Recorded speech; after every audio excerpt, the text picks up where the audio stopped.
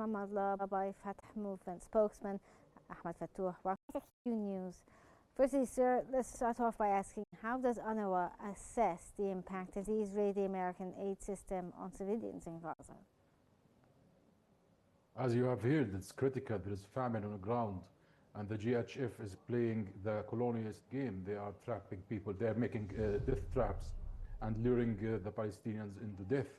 There is a crisis of man-made famine. This is an enforced hunger, over 2 million civilian population, and that is a catastrophe by itself. And the world needs to act immediately, and the UN is already signaled and issued countless reports explaining what's happening on ground and the urgency of going into immediate aid system through the UN that was successful, that did not result into any problems or caused any famine.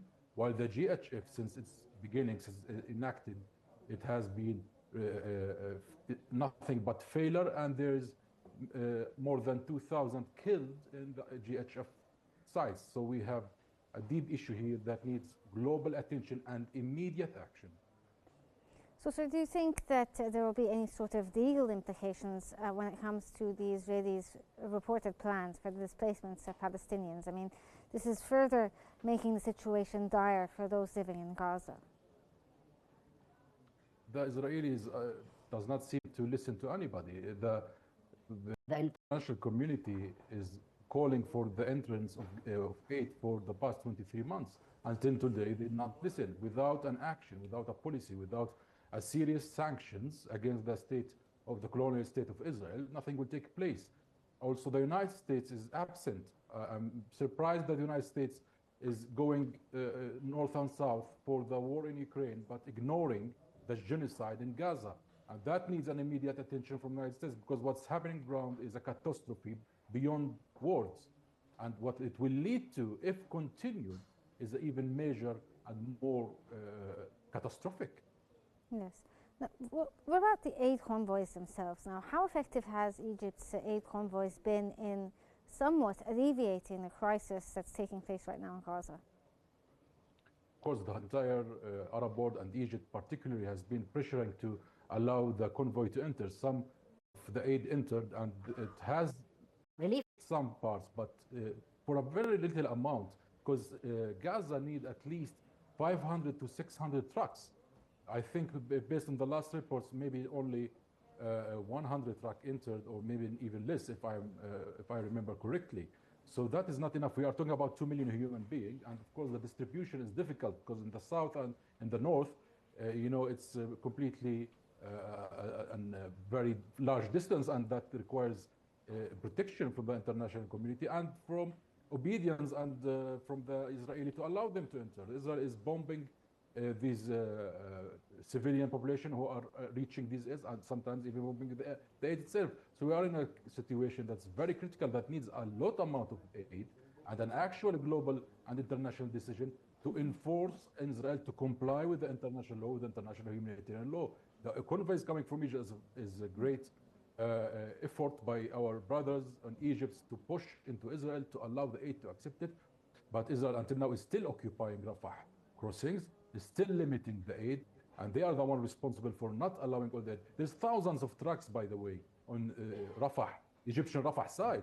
Why they don't allow it? And that is where the international community need to enforce it to allow that aid to come in.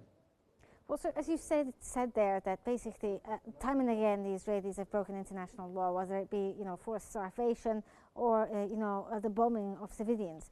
Now, what role can the international law play in preventing this forced displacement and protecting the Palestinian people? We've seen complete impunity when it comes to the Israelis.